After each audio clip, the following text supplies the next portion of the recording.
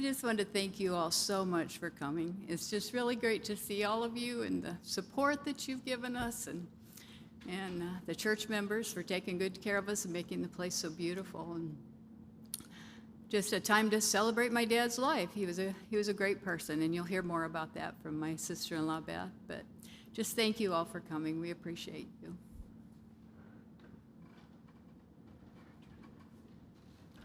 Let's pray. Father in heaven, thank you for Uncle Leonard's life well lived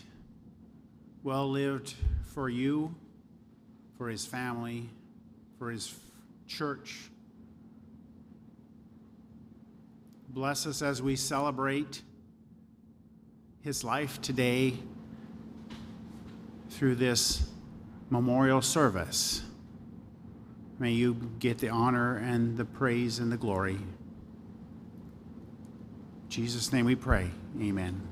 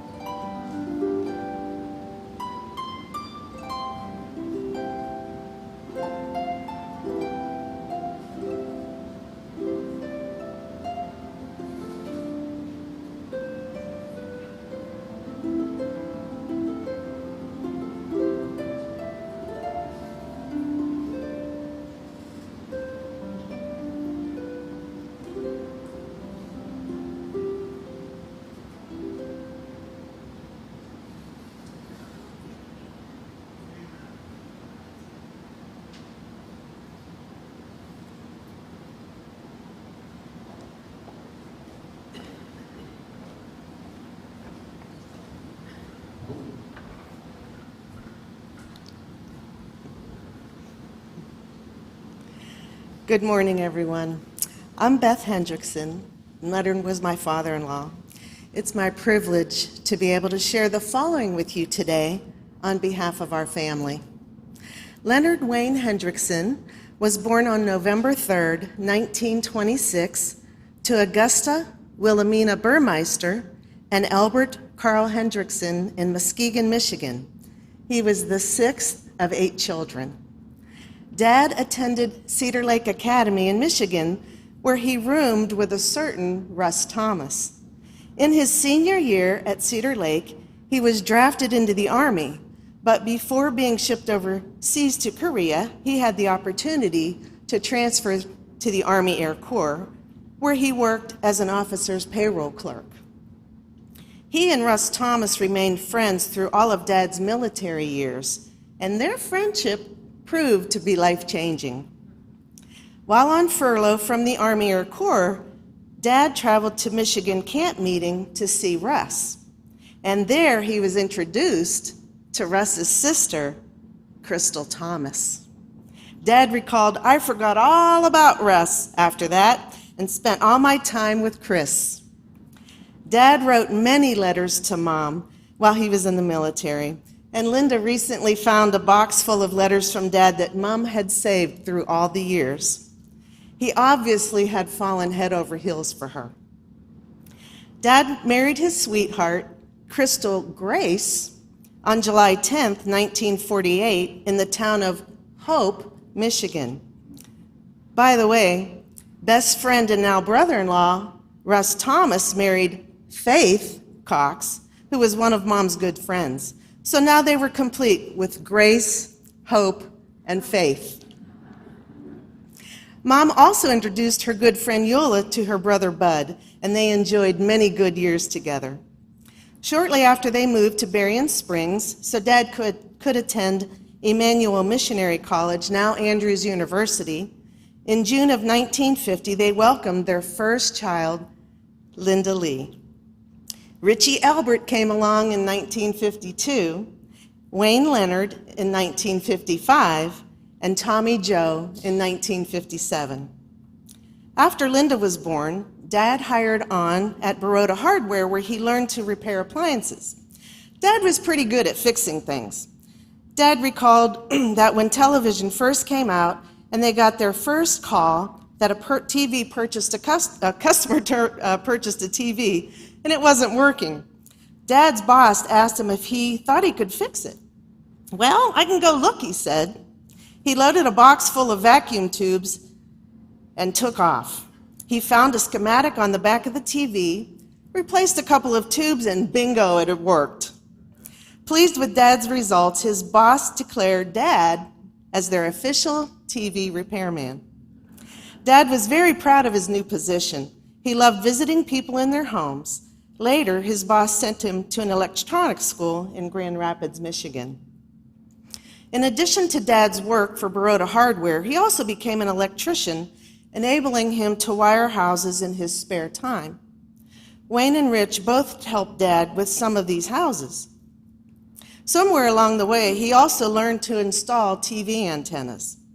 Rich and Wayne remember watching him climb up 40-foot towers and install the next tower section, as well as add the antenna on top of that. He certainly wasn't afraid to try new things, and he could make money at it as well. In 1970, Dad started working as a literature evangelist. He and Mom lived in New Holland, Pennsylvania, where many of the beautiful Amish farms are located. This was his new sales territory, and this was going to be a challenge for Dad. He was told, "You can't sell books to the Amish." But you know what? Dad proved them wrong. He would go out to their farms, help them feed the cows or help load the hay, and after all his help, they would naturally invite him into their homes. And he'd demonstrate his books. He almost always made a sale. After selling a set of Bible stories to one man in particular, Mr. Stolzfus, he gave Dad the addresses of all his children and told them, "Tell them I told you to, or tell them I said to buy these books." Dad had several $1,000 weeks and received a Literature Evangelist Award for 1970, and that's displayed on the table today. Dad and Mom moved several times, from Pennsylvania to Maryland, Wisconsin, and Texas, where Dad helped work in the finance office for HHES, where the Bible story books were shipped from. Dad and Mom later moved back to Maryland, where Dad was in charge of maintenance at the Review and Herald Publishing Company, or Publishing Association. He played a major part in closing the Southern Publishing plant, as well as building the new Review and Herald, built in Hagerstown, Maryland. Dad retired from the Review and Herald after 21 years of church service. Dad was very faithful to God. He loved attending church, and even while traveling, he would visit churches along the way. Dad went to Costa Rica and Belize on 3 separate occasions, helping with missionary work. He was involved with building 3 churches in the States. He was never ashamed at sharing his faith with those he came in contact with. It's not all about work, though, is it? Dad and Mom both loved the water. While living in Michigan, the family spent many hours on Lake Chapin on the St. Joe River. Everyone in the family loved water skiing, and you'll see one of the water skis here. We also had what we called a surfboard that we pulled behind the boat, which was really fun. Dad was probably the best at it. He could really make that thing fly around the corner. Many of our cousins who learned to water ski told us that they learned from Dad. Camping was another favorite activity. The family did a lot of tent camping as youngsters. Dad bought a small camper cap for the back of his truck. The 6 of them all managed to fit as they traveled to Florida. Linda was on the bed with Mom and Dad. Wayne and Tom slept under the bed, while Rich slept in the front seat of the cab. We won't share a list of all the different campers they had, but we can say that at retirement, he and Mom went full-time RVing. Dad and Mom were able to fly to Frankfurt, Germany, and Paris, France, and also managed a couple of trips to Hawaii as well. They did love to travel. While living in Florida and Tennessee, they enjoyed their hot tub. Dad was in that thing practically every night. For retirement hobbies, Dad had a little shop in the back of his house where he enjoyed making wooden toys, and you'll see some of those today, such as bulldozers, train cars, and wood plaques for Mom. Dad loved music. So much so, he told me he could just hear a tune and then play it on the organ or piano. No notes were ever needed. He could play by ear. He could sing every note beautifully in his baritone voice. In the quiet of the evening, Mom and Dad enjoyed a good game of cards or dominoes. Dad seemed to win a lot of games. We discovered that he would keep changing the rules so he could come out ahead. It was always fun, though. Even in his final years, he always had the energy to stay up late for a good card or domino game. There's so much more wonderful things, wonderful memories we could share about Dad's life, but it would literally take hours. Dad and Mom lived a full, faithful, and blessed life. He said this many times, even into his last days. They made many friends along life's journey, and their positive influence on all those they came in contact with. Dad's race was over. He passed on April 17th. We witnessed Dad fighting the good fight, finishing the race, and keeping the faith, as of 2 Timothy 4:7. While we will miss Dad dearly, we will carry him in our hearts and look forward to the day that we will all be able to be together again. Thank you.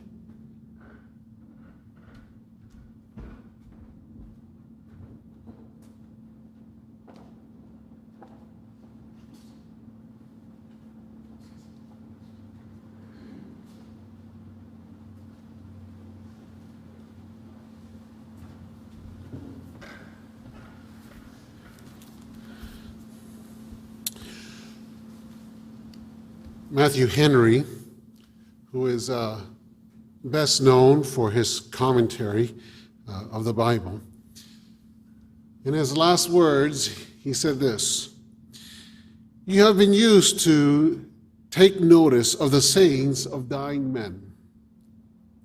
This is mine, that a life spent in service of God, in communion with Him, is the most pleasant life that anyone can live in this world."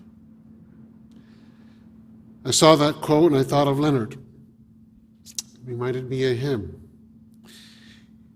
Of course, I didn't have the opportunity to know him as well as many of you, but the few times that I met with him and spoke with him and spent time with him, I always left encouraged, blessed in who he was and what he did, and it inspired me.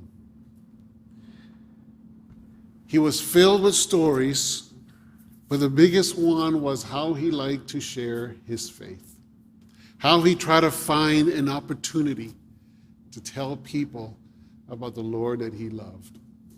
And you can tell that he loved God because it just came out of him.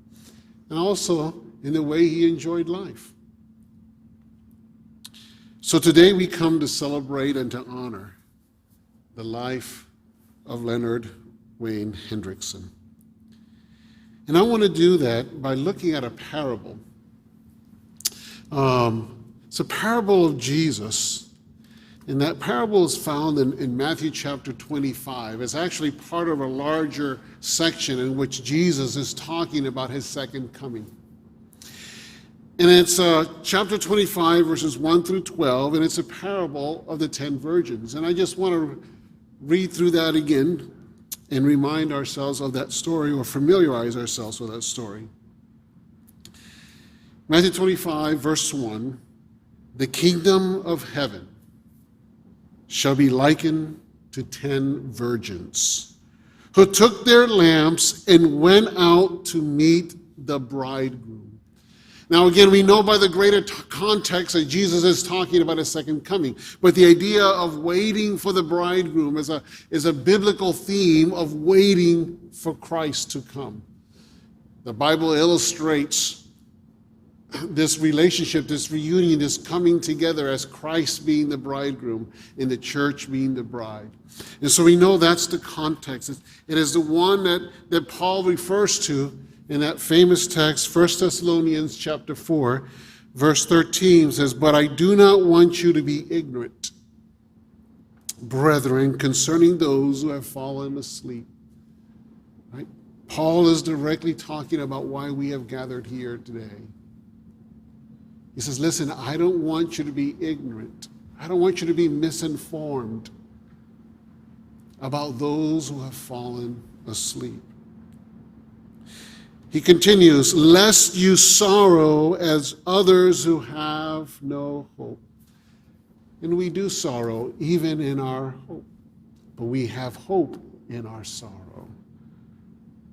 "For if we believe that Jesus died and rose again, even so God will bring with him those who sleep in Jesus." That's the hope. That's what this parable is referring to. And so let's continue going back to the parable and read the whole parable. "Now 5 of them were wise, and 5 were foolish. Those who were foolish took their lamps and took no oil with them. But the wise took oil in their vessels with their lamps. But while the bridegroom was delayed, they all slumbered and slept. At midnight, a cry was heard, 'Behold, the bridegroom is coming out to meet him.' Then all those virgins arose, trimmed their lamps, and the foolish said to the wise, 'Give us some of your oil, for our lamps are going out.' But the wise answered, saying, 'No, lest there should not be enough for us and you, but go rather to those who sell and buy for yourselves.' And while they went to buy, the bridegroom came, and those who were ready went in with him to the wedding, and the door was shut. Afterwards, the other virgins came also, saying, 'Lord, Lord, open for us.' But he answered and said, 'Assuredly I say to you, I do not know you.'"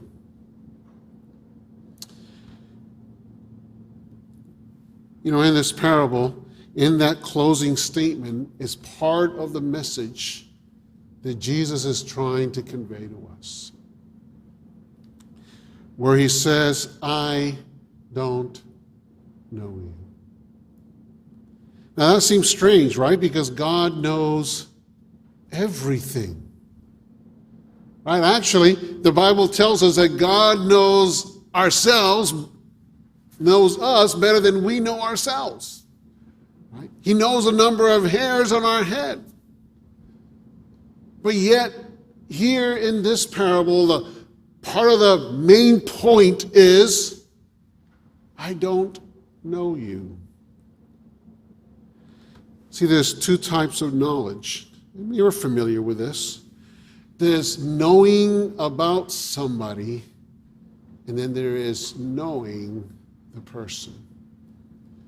Right? We can study famous people, right?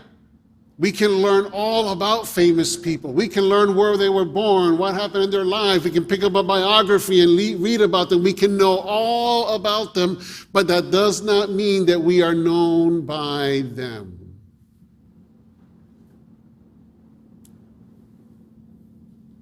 So Jesus is speaking here of a relational knowledge. See, if we're going to be known by God, then we have to allow God to come in.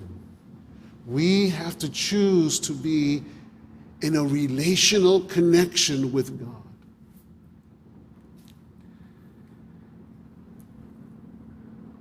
See, by my experiences with Leonard, God knew Leonard. It came out of him. He never had to say it. It was there in his stories. It was there in his passion. It was there in his life.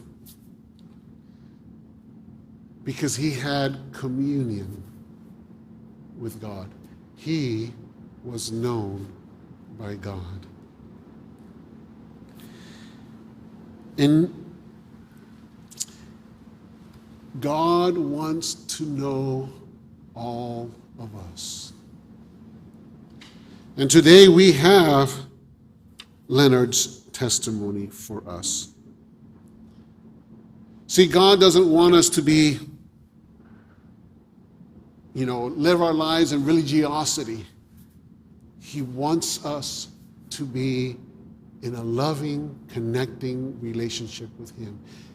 He wants to know us because we allow Him to come in. He stands at the door. He doesn't break it down. He stands at the door and He knocks in every single one of our lives. But if we want to be known by Him, we have to open the door and let Him in.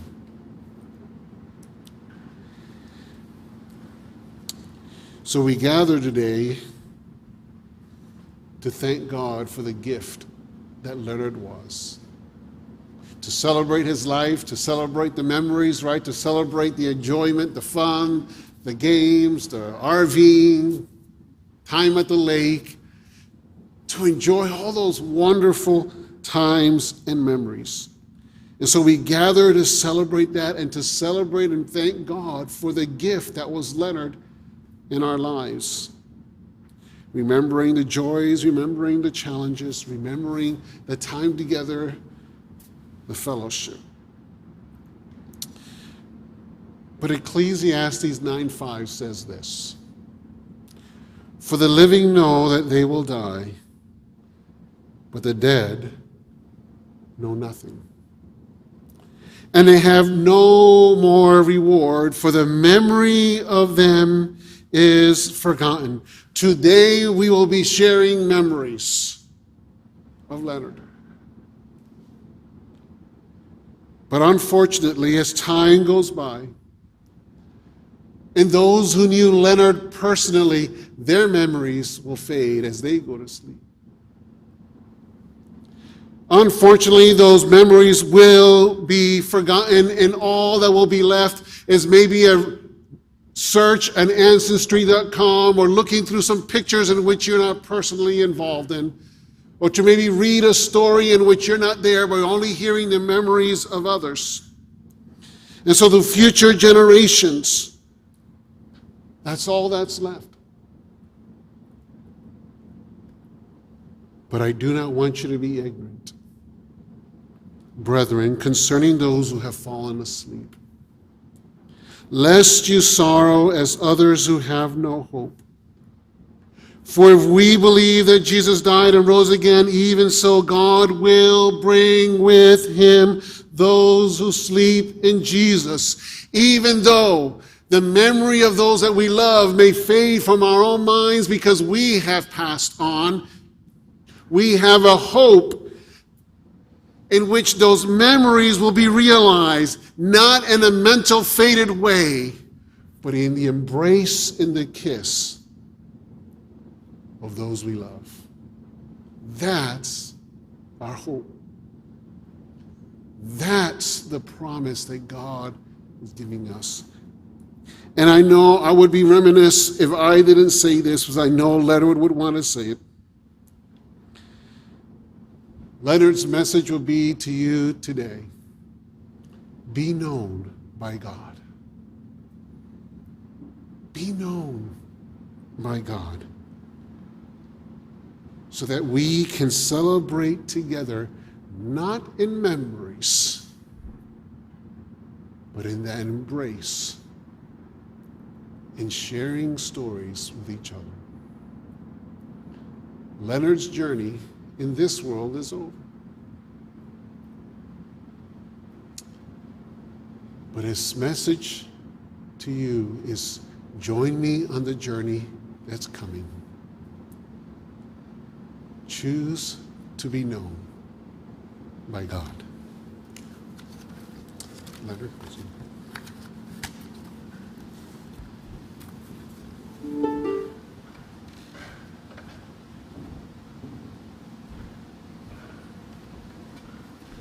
Thank you so much, Pastor Ed. What a wonderful message for us this morning. It is great to really look out and see everybody. The next part of our presentation will be actually a PowerPoint presentation. We went through literally thousands of pictures and tried to pull it together to give a little feel for what Dad was about. Some of you are going to see pictures of yourself in here, so we hope we hear a little laughter once in a while. But what I noticed is everybody who was here came for a reason. They knew Dad somehow, some way. And some knew him as maybe a fellow church member, even though he was rather new to this particular church. Others know him by Grandpa. Some people know him as by Dad, father-in-law. Am I missing anybody? Oh, Uncle. Got to get that in there. We brought the ski in. I dug it out of storage this morning because a whole bunch of people in here probably learned to water ski with Dad. I always wanted to take the credit because I was driving the boat, but all of these cousins give Dad the credit on that. So, and that's okay with me. That's okay with me. I learned to drive the boat, and that was fun. So at this point, we'll see the video, and if you're thinking while doing the pictures that you'd like to say something, that's what the next section will be about. Wayne and I will kind of like look at that, and we'll have mics around the room. If you'd like to testify, I shouldn't say testify, just tell us a little bit about how you knew Dad, and we would appreciate that. That would be fun. Thanks.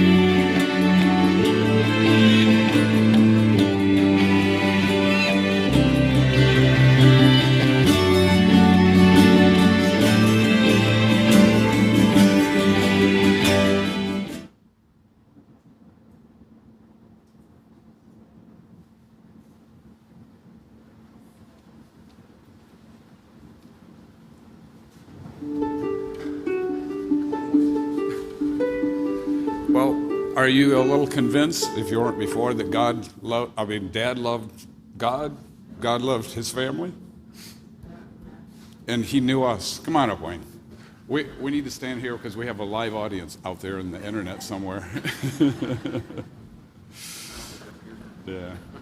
So we'll stay here because we know there's cameras looking and all that kind of thing. But we thought we'd give people an opportunity. I had one, a little closer, thank you, that I thought I'd share. And Wayne, you probably have several. But one was, in part of the last several months of Dad's life, he was pretty much at home, and we were watching him constantly, and I want to say day and night. But he started telling us, started telling us over and over again a lot of his military stories. And one of them was that he was walking along. Of course, in the military, you always salute like this, right? You know. And somehow one day he was feeling a little bit smart alecky, and he decided to do a salute to one of his superior officers like this. And he'll tell that story over and over again, correct? We've all heard that over and over again. And then the officer corrected him. We thought maybe they're going to throw him in the brig or something, you know? But the officer corrected him. I don't remember exactly what he said, but it was something, you know, what is the correct way? And he finally did, yes, sir, or something, and went about his merry way. So he was a good guy, but he was a character as well.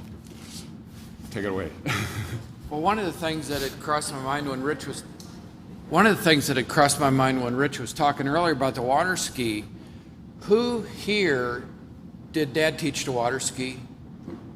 There's Carl, Mike. Oh, wow. Dan. I mean, there's a bunch. So I don't have to stay behind there. Thank you. Is that turned on?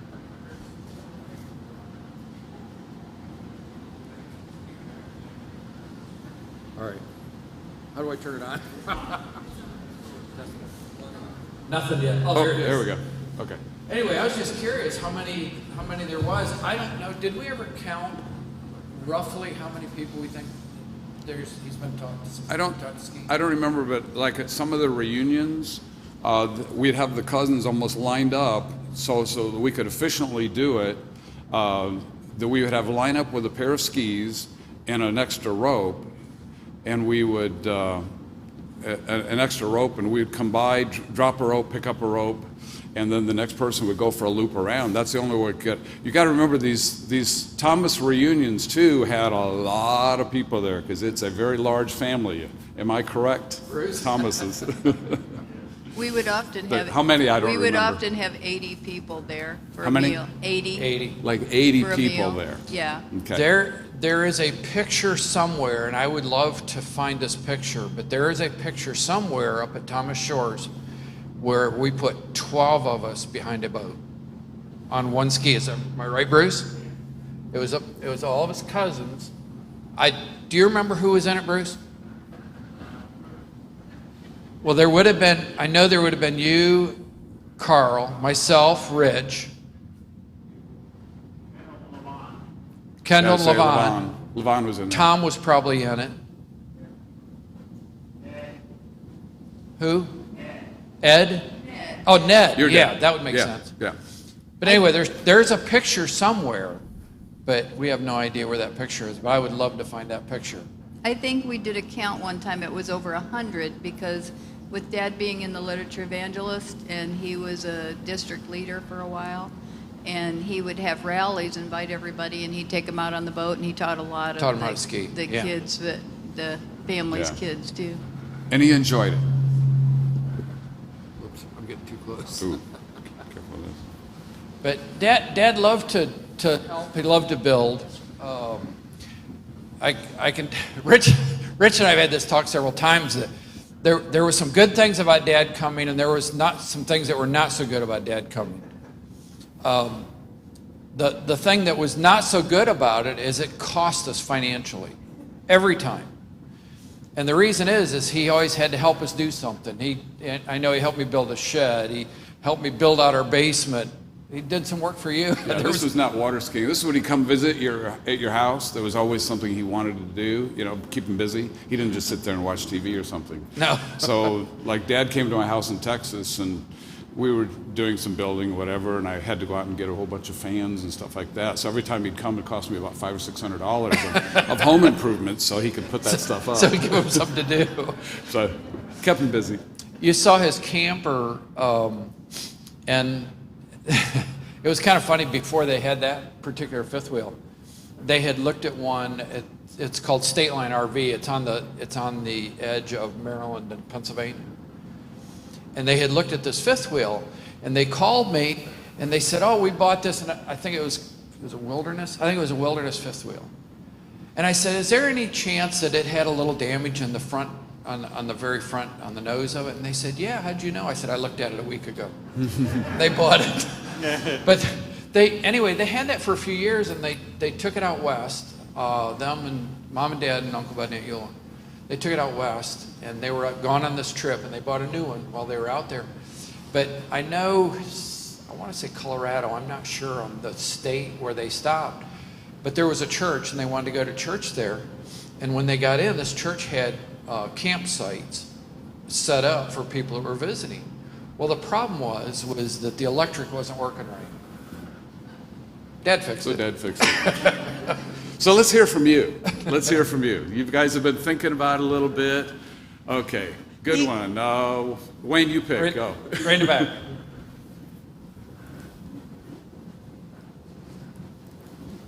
Well, I think of the times that Harold and Linda and Brother Hendrickson would come to our home for Sabbath dinner. First time they came, I think we had something like 12 people. We ate out on the deck. Then we went inside where the air conditioning was, and it was cooler.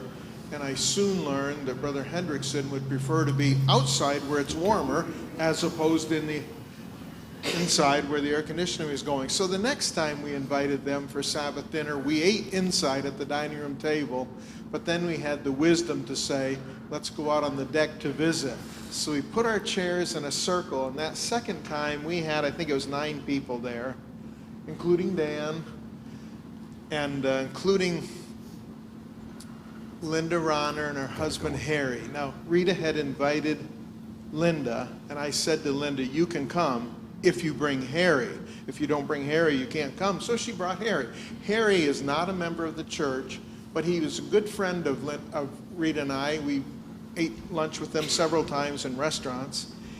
And I was so glad Harry was there that day, because when we got in the circle, Harry was sort of directly across from Brother Hendrickson.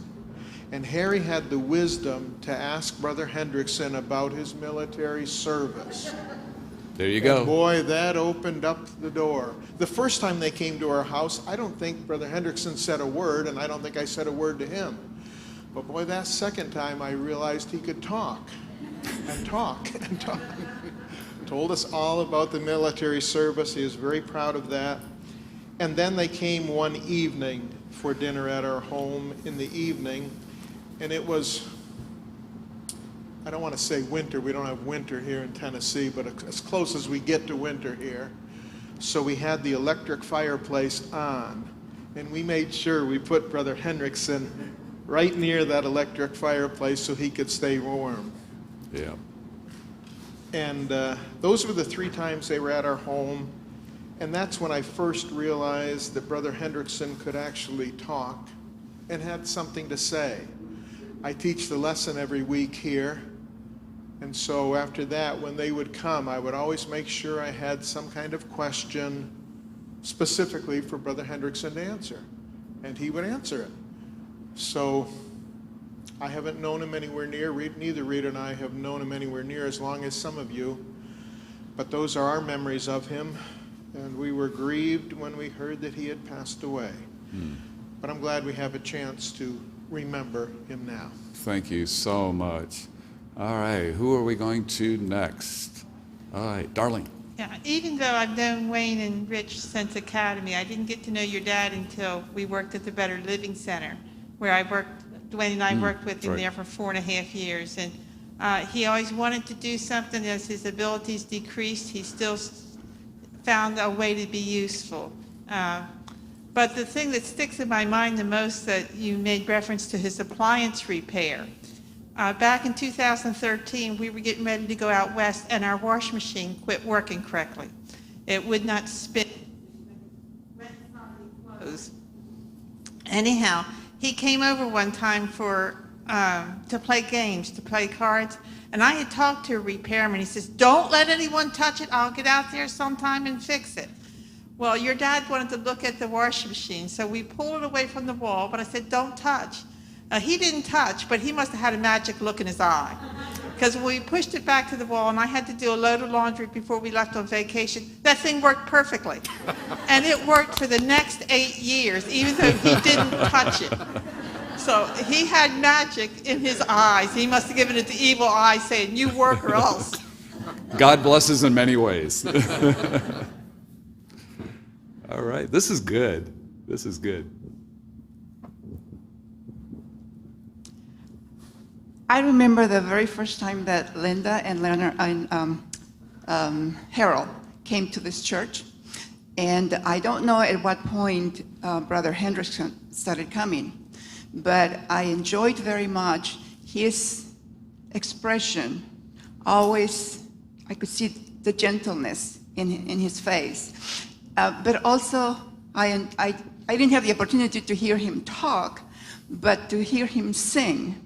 We would look forward to get close to him so that we would hear him sing when the music service would start. He had an ear. Yeah. Okay, this is great. I'm not real good at speaking, but I'm... Yes, you are, Mike. Uncle Lynn. We know better. What would I be? I'm just nephew.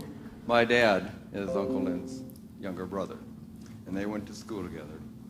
Mike, talking. Well, but they'd love to be. My dad would love to be here. He's 92. But oh yeah. Hopefully. But they spent childhood together. I mean, they were good, just brothers. It's just wonderful to experience that, seeing that as a son. They lived in Lakeside in Muskegon, Michigan, and then when they were in junior high, they put a basement in for Grandma and Grandpa. They dug it and put the blocks in. They built the garage in back of the home, and they even built the garage door. That building is still up. Just amazing, just to be able to drive there now. You can see what those two men did in Muskegon. And just to think of my Uncle Lester, that'd be Uncle Lynn and my dad's oldest brother. Their oldest son lived just down the road from where our Grandma and Grandpa used to live, in a house in Lakeside. And then just last summer, we remodeled a house, a 1915 house that Edwin's youngest brother, Uncle Lester, they moved back to Michigan, and we remodeled it. And so it'd be Aunt Elma, Bussy, which his name is Larry, Fox, her brother, and Bruce. Us cousins were able to remodel that house and get them back, moved into town. How the Lord works. And those memories of family, and that love of cousins, which I always enjoyed. So I'm going to say that's enough said. I just enjoyed Uncle Lynn. He always had time for us. He made us welcome. Any place where he was at, Aunt Crystal, just that love of food and family and being outside too, just enjoyment. So thank you, Uncle Lynn. Thank you, Mike. These guys came all the way from Michigan yesterday, so a short drive. All right.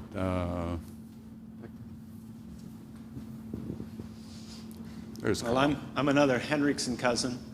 My mom was Ann, who was the second. So there was Lester was the oldest, then my mom Ann, then Chris, and then Ellen, who's still alive, and Elma, who's still alive, and then Uncle Leonard, and then Uncle Hank. But my folks got married during the war, and at that time it was customary to get married at a family home. So they got married at Grandma and Grandpa's house there in Muskegon, and the young Leonard and Henry were there doing their best to not be impatient, but as soon as they could, they got on their bikes and went across town because there was military exercises going on, and they couldn't wait to get over there and watch them. So. Okay, thank you, Carl. Oh.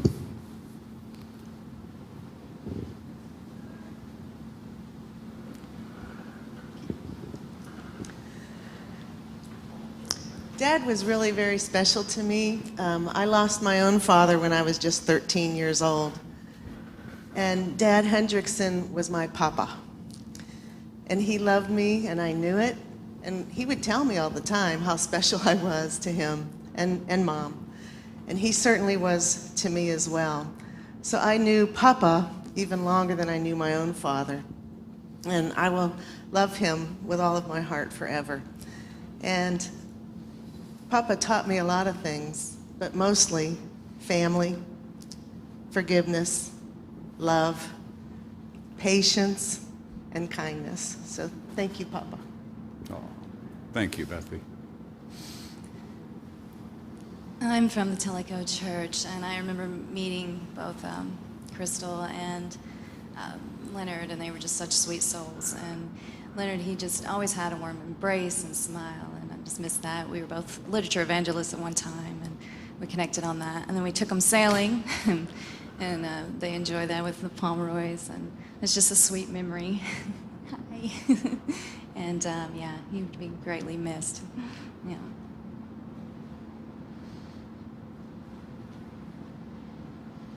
Well, if you don't mind a little story. I entered the Thomas family in 1968 when my husband Dale and I got married. My father-in-law was next to the oldest of the Thomas kids, and Aunt Chris was younger than him.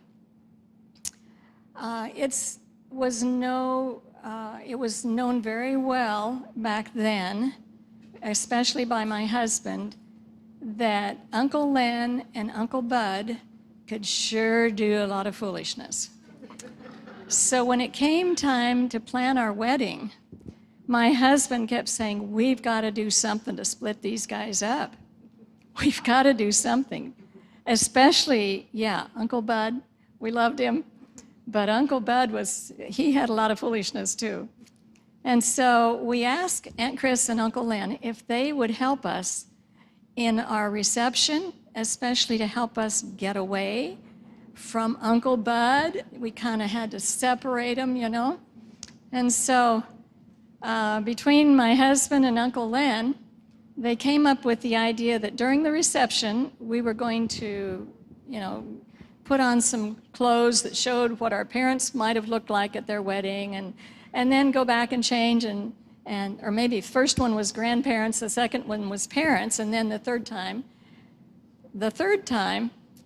yeah, when we got to the reception, Uncle Bud was like a cat on a hot tin roof. I'm telling you, he didn't want us out of his sight.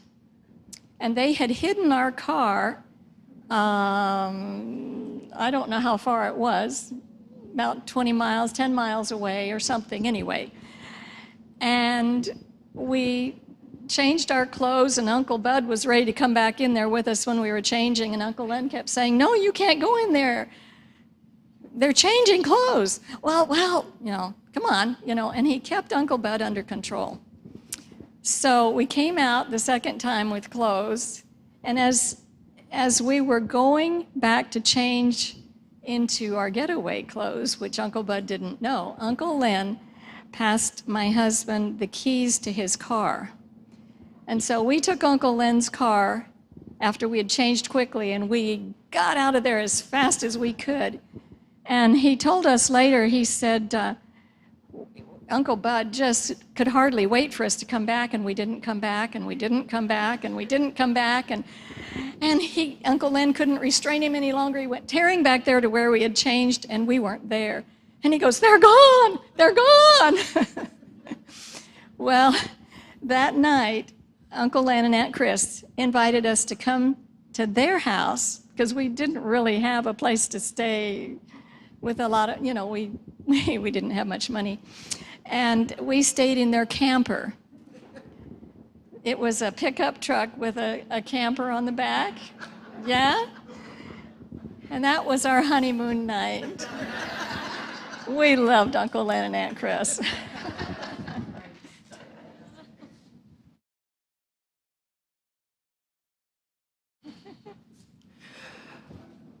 Well, the last slide on the slideshow was Uncle Len and Dad, which for y'all is Uncle Russ. And that was just a few weeks before Uncle Len died. And Dad would have liked to have been here today, but he's 93 years old and he's in Florida. And we called him and asked him about it, about coming up. And he said, Lenny boy and I took care of that. Before we said goodbye, we agreed to meet in heaven. So I think he's probably watching right now. But I just wanted y'all to know that Dad misses him, but he expects to see him again real soon. That's good.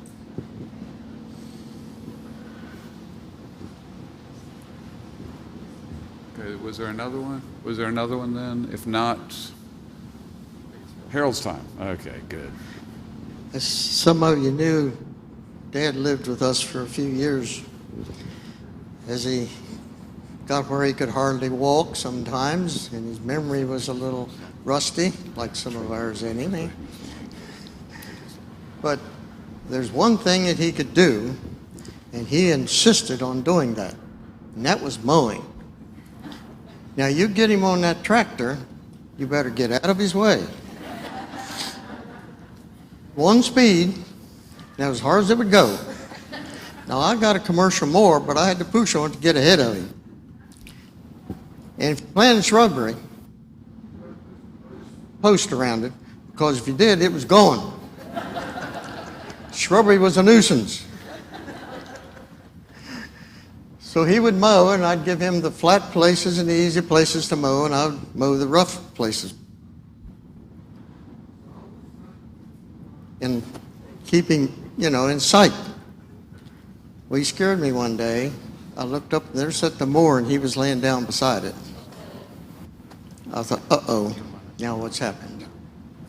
But when I got up there, the belt had come off of it. The belt couldn't keep up to him. The belt had come off, and he was under there trying to get this belt back on. Around the community, he was the mowing man. And Rich is now have to fix once in a while. But that's one thing that he enjoyed doing, and he would mow. I mean, we had several acres, and he would. And then another neighbor, he'd go over and mow that one too.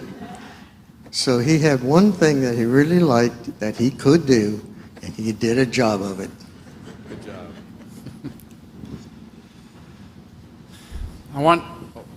Go ahead, Jay. I remember when we would come home from overseas or Nebraska, we would go to the Thomas reunion, and it was fun, but us kids were always ready for something beyond visiting around a table. So as soon as the reunion was over, we'd head up to Thomas Shores, and we always had a great time up there. And I can remember Uncle Len down in the well pit working on the pump. Yeah, that's Every year, it seems like. And they were always fixing something and building something, and it was great. Those are great memories.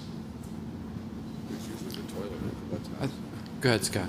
Just have a question for everybody. How many of you have ever Indian leg wrestled with Len? Well, we were doing that about 2 years ago as well in the basement, so that was probably my fondest memory of him. That's a good one.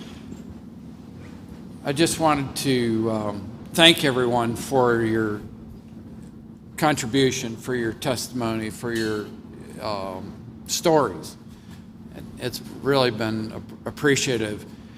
But I want to add one thing real quick. COVID has really affected a lot of things. And Dad was in the assisted living center not too far from here. And we thought we were putting him in there with the idea that he would get more social interaction. And of course, that all changed.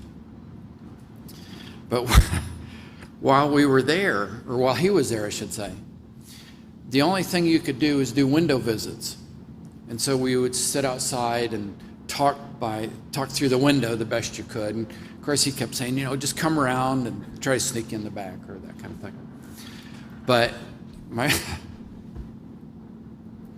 this one time, Cheryl and I came up, and I brought my mother-in-law up with me. And the two of them sat there and talked. You'd have thought we couldn't visit with them because they just talked and talked and talked, and she's right over here. And so after we pulled him out of there and took him home, we brought him up, and this is one of the last few days, but they were down in the basement, wasn't it? And they talked and talked and talked and had the greatest time. And it was so much fun to sit and watch them just talk and just that social interaction. And I know when he passed away, she said, I want to come up. And so we made a special way for her to come up, and we appreciate it. Is there anything else? I think that's it. Thank you very much. Thank you again so much.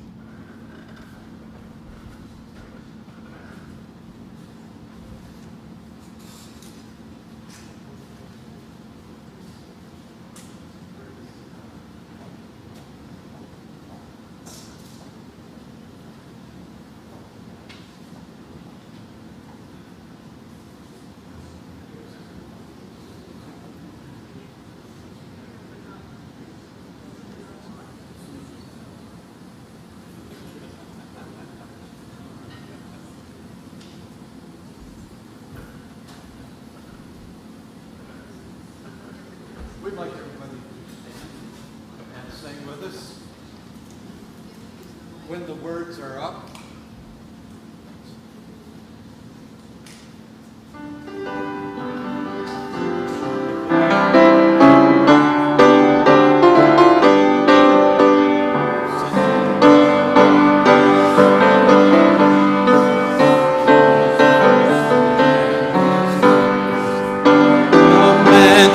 Bright and blessed, He'll prepare for us a place when we all get to heaven.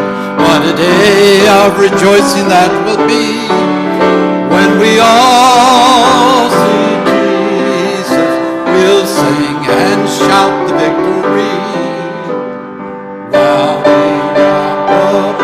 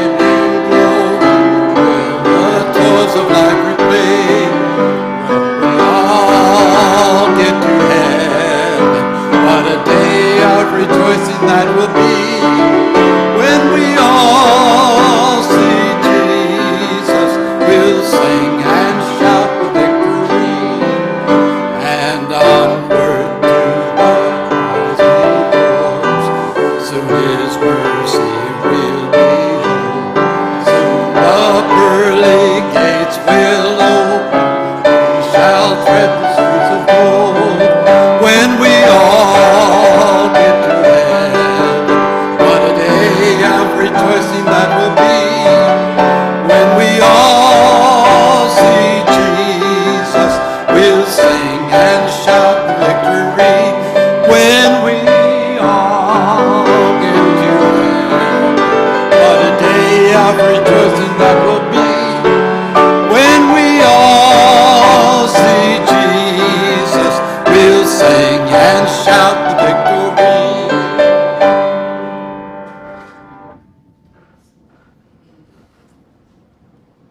Let us bow our heads for prayer. Father, we thank Thee for the privilege we have of knowing You. And as we go our separate ways today, we ask for Thee to impress us that the day will come when You come to pick us up, that we will be able to embrace those that we're missing, that we're laid to rest. It's one thing that we can all look forward to, and it's a thing that we know that You promised to give us, that we can spend eternity without this type of meeting. We thank these things in Thy precious name. Amen.